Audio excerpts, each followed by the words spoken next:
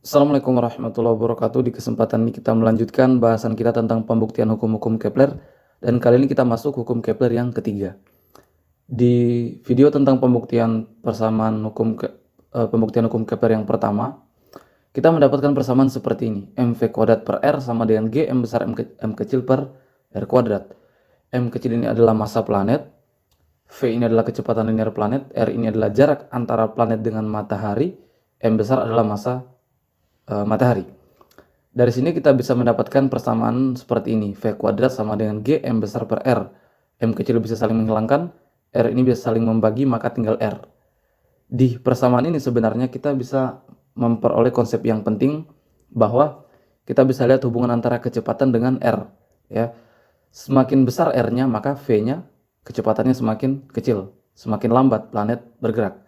Kalau kita lihat misalnya di sini ya, besar R-nya, maka V-nya kecepatannya semakin kecil ya, artinya planet melambat, tidak cepat. Kenapa bisa begitu? Karena kalau R-nya besar, maka gayanya kecil kan, interaksinya, gaya tarik-menariknya, gaya gravitasinya kecil, maka planetnya bergerak lambat. Sebaliknya, kalau R-nya kecil, maka kecepatannya besar. Misalnya di sini ya, R-nya kecil, kecepatannya besar. Makanya di sini juringnya berbeda ya. Ini agak melebar, ini tidak terlalu melebar dibanding ini. Kenapa? Karena di sini ketika planet memasuki bagian sini yang sudah dekat dengan matahari, R-nya kecil, maka kecepatannya besar, maka dia melaju dengan lebih cepat, maka luas juringnya semakin sudut juringnya semakin besar ya, ini semakin lebar. Kenapa kecepatannya besar? Karena di sini R-nya kecil, otomatis interaksinya, gayanya ya semakin besar. Di sini kita lihat semakin dekat dengan planet, dengan matahari, maka gayanya semakin besar. Gaya gravitasi semakin besar, gaya tariknya semakin besar. Karena gaya tariknya besar, maka gaya tarik ini kan kemarin berlaku sebagai gaya sentripetal ya, menariknya sehingga dia berbelok dengan cepat. Maka sudutnya besar ya, semakin lebar dibanding ini. Maka di sini kecepatannya, area sini kecepatannya besar karena R-nya kecil, gayanya besar. Oke, kita mulai dari persamaan ini untuk membuktikan hukum Kepler yang ketiga. Dari sini kita tahu juga V sama dengan omega kali R. Maka kalau kita masukkan V di sini, berarti omega R kuadrat sama dengan Gm besar per R. Di sini R ini kalau kita saling mengali, maka jadi R pangkat 3 ya, omega kuadrat R pangkat 3 sama dengan G kali M. Kemudian kalau mencari omega kuadrat sama dengan Gm, R ini jadi pembagi ya, R pangkat 3 nya ya, maksudnya Gm per R pangkat 3.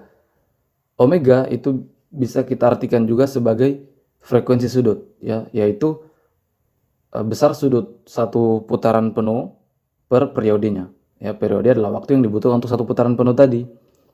Kalau dalam gerak melingkar yaitu 2pi per t ya.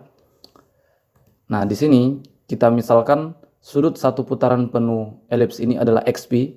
Jadi xp ini adalah sudut satu putaran penuh elips per t ya, periodenya, waktu yang dibutuhkan untuk satu putaran penuh. Berarti di sini dalam kuadrat sama dengan ya, ini frekuensi sudut ya, sudut satu putaran penuh per periode.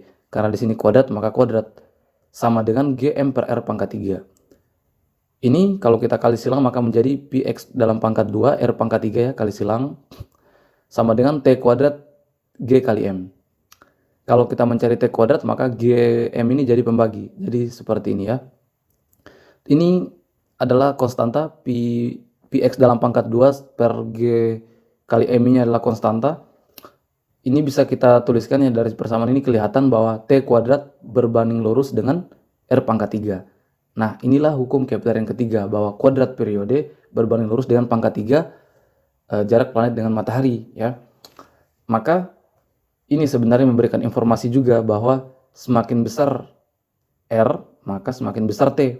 Semakin besar jaraknya, maka semakin besar periode. Maka di sini kalau kita lihat deretan planet, maka tentu periode terkecil ada di planet ini ya, planet Merkurius ya. Kenapa? Karena R-nya kecil, otomatis periodenya kecil. Waktu yang dibutuhkan untuk satu putaran penuh ini ya, untuk berevolusi itu semakin singkat, pergerakannya semakin cepat artinya. Nah, maka sebaliknya, planet yang paling ujung ini, karena R-nya besar, maka periodenya juga besar. Jadi, waktu yang dibutuhkan untuk mengitari matahari juga semakin besar. Berarti dia bergerak bergerak lambat kan? Jadi seperti itu.